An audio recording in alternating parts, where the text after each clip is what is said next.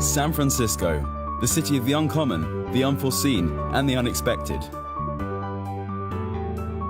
People taking selfies at the Golden Gate Bridge, skaters training hard in front of the ferry building, business meetings happening at every corner. It's home to the hippie movement, the most open-minded place in the United States. Here you will find people from almost every country on Earth. Palo Alto, the heart of Silicon Valley, is just a few miles south of San Francisco. This is the place where pirates challenge all business rules. It's the perfect habitat for big ideas aimed at changing the world. Here, everything you need could be just one talk away. If you think it's all about capital and investors, you might be wrong. We want to bring you behind the scenes, show you what really happens in Silicon Valley's backstage, and give you the insider perspective on how it feels to start a company here. Welcome to Silicon Valley.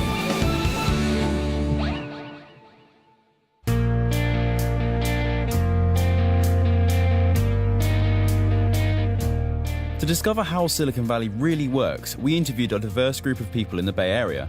Founders who just started working their ideas, serial entrepreneurs, and investors. Near the Golden Gate Bridge, we met Jeremy, one of our friends who lives here. While heading to San Francisco for a city tour, he told us what he loves about his job. I've been teaching computer science this year, which has been a lot of fun. We've had the opportunity at my school to bring in some talent from industry. Like there's a guy from Salesforce and Yammer and Apple and Twitter who all come and actually co-teach a class with me. They come in a couple times a week and teach computer science to students who otherwise wouldn't have the opportunity in a public school. It's pretty cool to have top executives teaching you how to code in high school. Why are so many people flying over from everywhere in the world to build their company here? We stopped by Runway, a well-known incubator in town, to ask people like Justin, who moved here to create Birdie, an innovative smoke detector successfully funded on Indiegogo. It's amazing to be around other people who are going through the same things as you, to be in the same space where people are tackling the same type of issues as you on a day-to-day basis, and on the same level of crazy as you, to be doing what you're doing. It makes life a lot easier. Right now it's 7 p.m. and I'm eating dinner out of a carbo carton, which is totally awesome because everyone else is doing it here. It doesn't matter. There's a bit of a DNA in this place for people who audaciously risk-taking, just pioneering, looking at what the next big thing is. You can see an executive from Twitter walking outside next to a homeless person, and sometimes it's hard to tell who's the crazier one. A few desks away we met Hon, who also relocated to San Francisco to build his startup. It's about March of last year, and I was in Houston at the time, and then we decided, you know what, if we're going to swing for the fences and go all out, we want to be where all the action is, and that's here in San Francisco. We moved here July of last year. I literally quit my corporate job, jumped on my motorcycle, packed my bags, and just rode up here. You know, back in Houston, I feel like there's maybe one startup event every month. Out here, there's like 3 startup events a day, right? There's so many great companies out here, so many great people, so many great mentors out here that, yeah, like I don't think our startup would be where it is if we hadn't been out here. There's so many of those serendipitous moments that have happened that have definitely given us a step up for our startup. 6 months ago, my co-founder and I went to a hackathon here in San Francisco, and you know, we just went to it for fun. And then it was thrown by Jason Calacanis, and then I just had a chance to meet some of his team members, and they said, hey Hon, you should check out our launch festival. You know, it's, you know, hundreds of companies apply every year, but they only pick 40 to present on stage. So I said, hey, why not? I applied for it, and a couple months later, we were literally on stage in front of thousands of people launching our product. So again, like that would have not have happened if we were anywhere else. This guy is pure energy. That's the right spirit to start a new company. We found the same grit and determination in other local entrepreneurs. But before we meet them, let's enjoy a breath of California. I'm on top of the world, now I'm living, and the good just gets better, keeps on giving. Not even close to the end, it's just beginning. Life is getting lighter while the days are getting brighter, yeah. And if it's good, I won't even worry anymore. Took all my cares, still can kick them all out the door. Go on and try, come and tell me what you're waiting for. Move and keep them going till your life is overflowing, yeah. After this wonderful outing, we met Tony, another entrepreneur full of energy and determination. Tony is the co-founder and CEO of Hack Reactor, a new school teaching people how to program at a high level in just 3 months.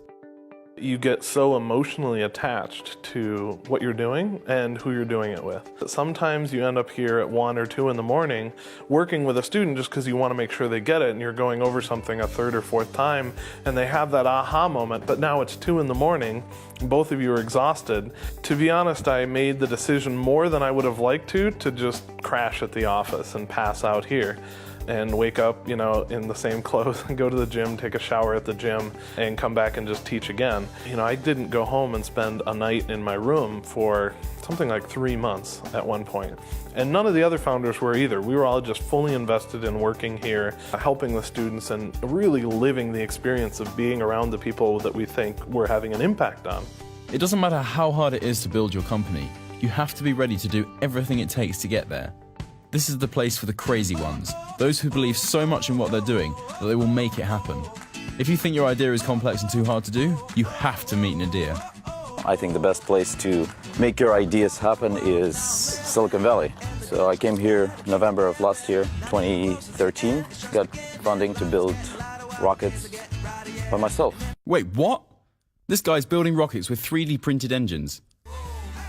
So here we are. Please come in. Here we're building a test stand. A test stand is basically something that doesn't fly, but it will allow us to test the rocket engine with liquid oxygen and propane. Make sure that our engines work before we put them into the rocket itself. We're keeping that part empty so we can actually start putting the rocket on this side, and eventually this is going to be a transporter, erector launcher for the actual rocket when the testing is done. While talking to him, we found that Nadir's interest in rockets started when he was 7, and now he's trying to send nanosatellites into orbit at low cost. But his long-term vision goes way beyond that. In the beginning, we are building those nanosatellite launchers, but this is for us as an entry point. Obviously, we want to go larger. The next thing would be a space station for small nanosatellites, so anybody can dock, use our power, use our communications, and all they have to concentrate is conducting their experiments. The ultimate goal is actually a working base on the moon, because all kinds of experimentation that is not allowed on Earth will be allowed on moon, or at least nobody will stop you, such as nuclear rocket engines, which are really dirty and nobody will want them here. But it's okay for moon, and it's a great launching point for the rest of the solar system. I started on this, I was really scared, and I thought, if I won't do it, who's gonna do it? There are not too many people crazy enough as myself. Maybe 5, maybe 10 in the whole world. Wow, that sounds pretty ambitious, doesn't it? But why the Valley? Nadir comes from Russia, and it took him a lot of effort to relocate to California. Investors will not look down on you if you are in a t-shirt versus that you're in a business suit. You don't have to be a 50-year-old professional to start a company. You can be a 20-year-old dreamer. If mankind was some kind of a simple organism and it just started becoming conscious, Silicon Valley would be its nerve center that will eventually become a brain. That's how I feel about it. Nadir has crystal clear ideas about what to do with his company. Maybe this is one of the reasons why Tim Draper decided to support him. Tim is one of the most well-known investors here, and he recently founded Draper University, a new school that teaches people how to turn their passion into successful companies. After a beautiful car ride to San Mateo, we had a quick chat with Charlie, program manager at Draper University, about what really makes Silicon Valley such an amazing startup paradise. I come from New York, a place where I really see finance being the main driver. The economy's over there. When you graduate university, people go after those jobs. They're safe. But when you come to Silicon Valley, the energy that exists here, it's intoxicating. And it's because you're not sitting behind a desk from 9 to 5. You're going after what you want to go after. And it is about meritocracy. Do you have an idea? Can you do it? Can you put together the right team? Anybody is going to listen to you. It doesn't matter if you're 16 years old, or if you're 35, or if you're 70 years old. If you can do that, people will listen to you. And we really see that through passionate people. That's what I love about this place. It's that we can put all these different people, no matter where you're from, how old you are, into the same room. They can talk to each other because they all know that at the end of the day, they can go after whatever they want, and they're not chained to anything. They're just going to follow their hearts. It doesn't matter if your name is Jeremy, Hon or Nadir, not even what you wear or what car you drive. Here in the Valley, the only things that matter are what you want to do and how you are doing it. How Jeremy successfully invited top executives to co-teach coding classes with him, or how Nadir made his dream of building rockets a reality are just some of the examples of how the local mindset and supportive attitude could make the difference between something you believe is impossible and making it happen. We met Eric Simmons in front of the beautiful Apple store in Palo Alto. He accepted our interview even though he didn't know us very well. When he said he lived in a hacker house, we knew we couldn't miss going there. It was the first office of our first company. And so what ended up happening is we ended up, we had a lot of extra room, and so we started letting other people like live in the house. For us, I mean, the advantage was, you know, one, our rent was cheaper because other people were paying for rent. But two, we just had a whole bunch of like bright people, you know, all continually hanging out with us and like seeing what we were working on. And so, you know, we became friends with them, and you know, a handful of them ended up like working with us on various things. And yeah, now it's like it's kind of like a real community now. But yeah, so Tim Cook lives on our street. He's like 4 or 5 houses down or something like that. And so how we found out is one day we were coming home from getting lunch or something. Tim Cook was like getting out of his car, and I was like, we were like talking, and we were like, whoa, holy shit, that's Tim Cook. But one of the kids who was an intern at the time started like almost like stalking him and like waiting for him to like come out and like go get yogurt and stuff. So because he like wanted to shake his hand, and like Apple security came to our door and was like, yeah, like you guys need to stop like following Tim around. That's pretty funny. So this is our house, by the way. We weren't preparing for anyone to be here. So this is the front house. So we have a kitchen and we have a bathroom and all that sort of good stuff. And so down here we have the back house. So yeah, so this is the back house. This is where a handful of us work out of. So again, like a work environment here, whiteboard, all that good stuff. Yep, kitchen, rooms. You should get a shot of this. We have a pretty sweet shower curtain. Teenage Mutant Ninja Turtles. This is our house. This is like where a lot of people work out of and do startups and all that sort of stuff. Eric is a young entrepreneur who is well known to have slept in the AOL offices for a few months just to keep working on his company since he had no money left for rent. It was very much like a temporary solution that just became an extended temporary solution for like 3 months. Our company was just broke, and I wanted to keep working on our product. And that's so every morning I would go and like run or do some sort of workout, right? And then they have a shower there with free toothpaste and shaving cream and like it's like everything, right? And then they also have lockers that no one uses. And so what I just took like 3 lockers and just had like t-shirts and shorts, long pants and socks, and then other, right? And I just like took all 3 lockers, and that's where I like kept my stuff. But I was like trying to like fly under the radar, or at least a handful of people have told me that living out of AOL was like crazy, like in perhaps in a bad way, where like create huge risk, very little chance of reward, right? Which is very true. I think at the end of the day, right, it's it's entrepreneurship. It's about taking risks for things that perhaps seem illogical on the outside, but to the person, to the entrepreneur themselves, is logical, right? So like Snapchat just seems like the stupidest idea until you're actually using it. So definitely the acceptance of crazy ideas is interesting. From sleeping in the office to building his 3rd startup, Eric really knows how it feels to start a company here. Most of the people I meet here they genuinely want to help you. Like other entrepreneurs want to help other entrepreneurs. My friend Michael Carter, who originally kind of like taught me this mentality, the way he put it was, okay, I was like, dude, like thank you so much for like helping me, figure out how to like put together a seed round. Like, how can I like help you? And his response was, if my company goes under and your company is like $1 billion company, I would hope that I'd be your first hire, right? When my company went under.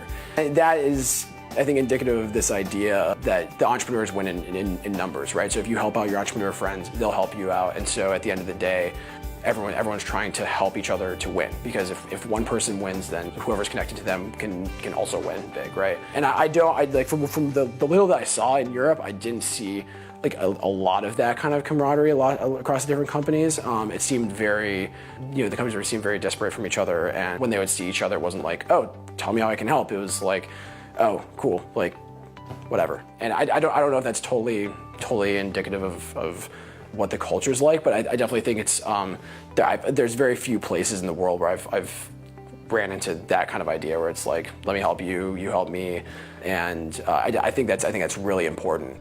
It seems Eric really knows what he's talking about. What we found incredible is how this 22-year-old already understood what it takes to start a company.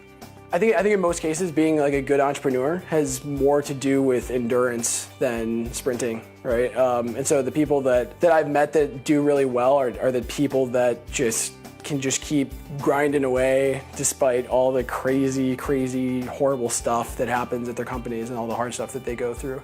The hardest part is probably just like knowing that. The hardest part is just diving in, right? You know, it's like when you're on the edge of the dock, jumping into a cold lake. You know, a lot of people won't dive in if they know that they're gonna have to stay in it, you know, for a long period of time. But I think once you're in, it's, you know, it's the water. You know, you get acclimated to the water. We felt at home visiting Eric's hacker house. It's just a normal house where a few guys are building some new and cool things. Knowing this, Apple starting in a garage may be more routine than extraordinary. You don't need a fancy office to change the world.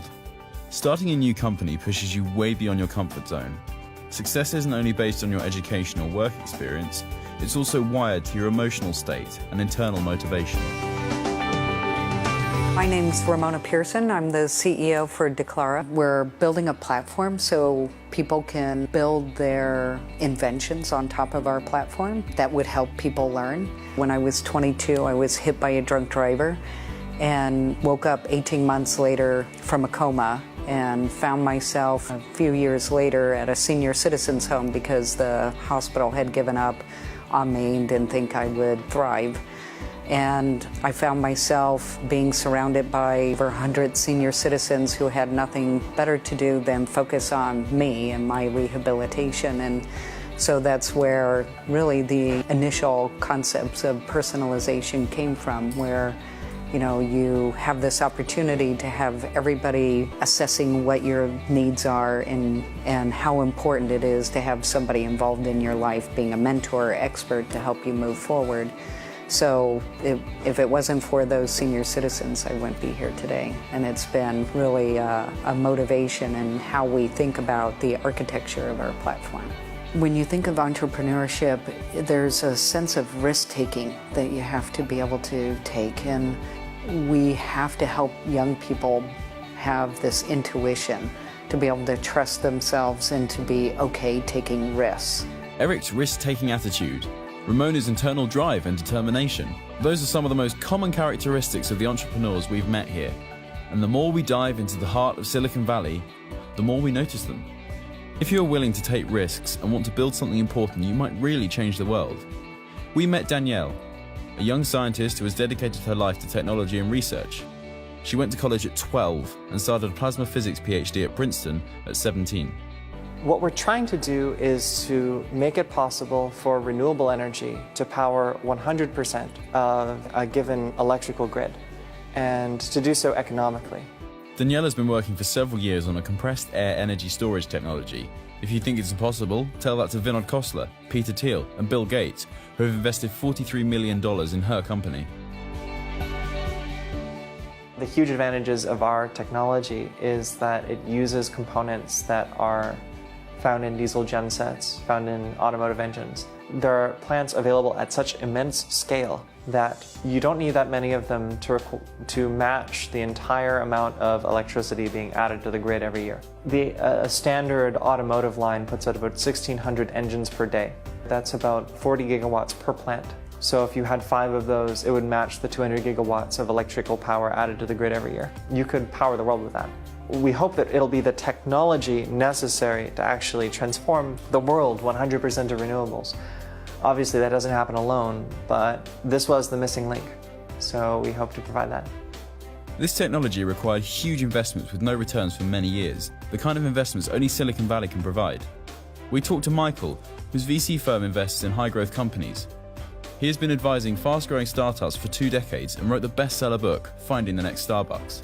I think what makes the Silicon Valley VC unique is really, it's not about the capital. It's really about how do you help the entrepreneur bring his idea or her idea to life. And it's everything that goes along with that. So whether it's the network and relationships, or whether it's ideas, the VC's role here is to help that entrepreneur be successful. But why are people here investing in such risky technologies?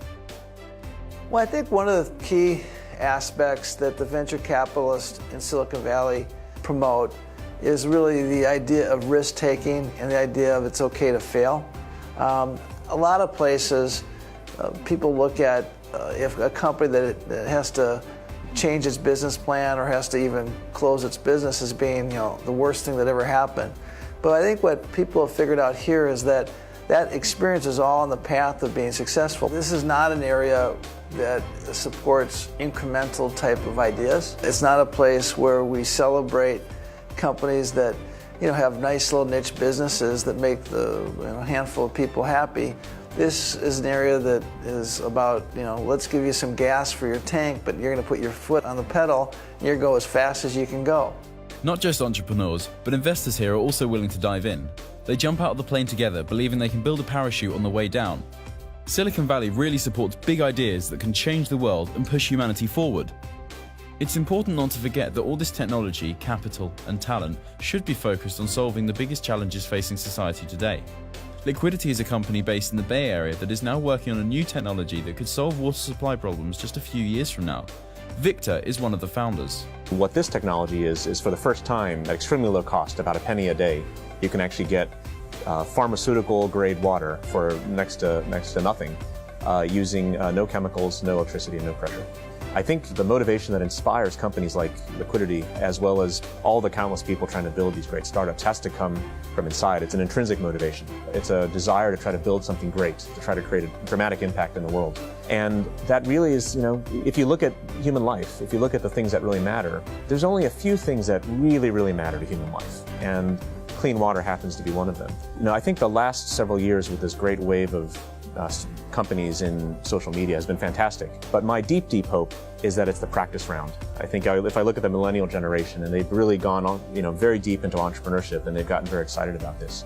But you look at the really big problems in the world, and my hope is that the last few years was a practice round for the really big stuff. You think about hunger, water, shelter, basic levels of reducing poverty around the world. I was in Hong Kong recently, and people asked a successful entrepreneur what he felt was the #1 obstacle to entrepreneurship in Hong Kong, because Hong Kong is a great economic capital, but not known as much for being an entrepreneurial capital. And it was interesting because the people asking the question were expecting an answer. They were expecting him to say, well, we need more, initiatives. We need more government funding of research and incubators. And you know what he said? One word. He said parents. He said the parents were the single biggest obstacle to building entrepreneurship in Hong Kong. And what he meant is that every time a young person wanted to start a company, they couldn't get permission from their parents to do it. The parents would say, well, go work in an investment bank or go work in a trading house.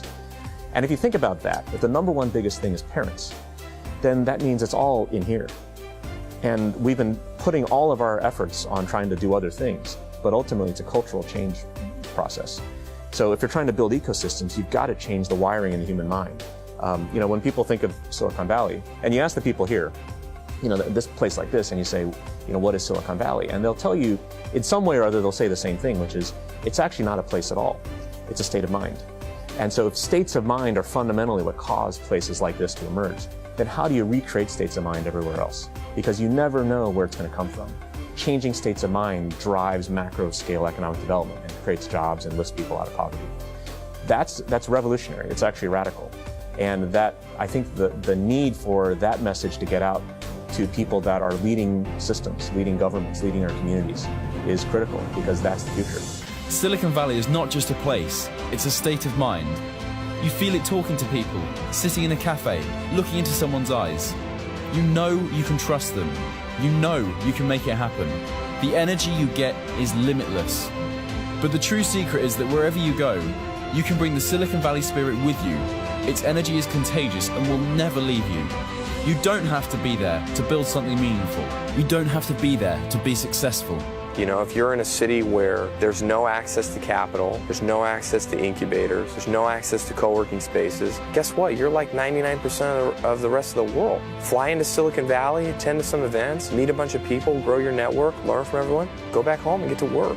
If you want to start a business, go freaking make it happen. If your city doesn't help you, Start thinking outside the box. Be the pirate of your ecosystem. The real Silicon Valley is something inside you. If you start shaping your behavior, if you start to be open and helpful, if you start thinking big, you will influence those who surround you. Welcome behind the scenes of Silicon Valley. Welcome to the mindset that allows you to change the world.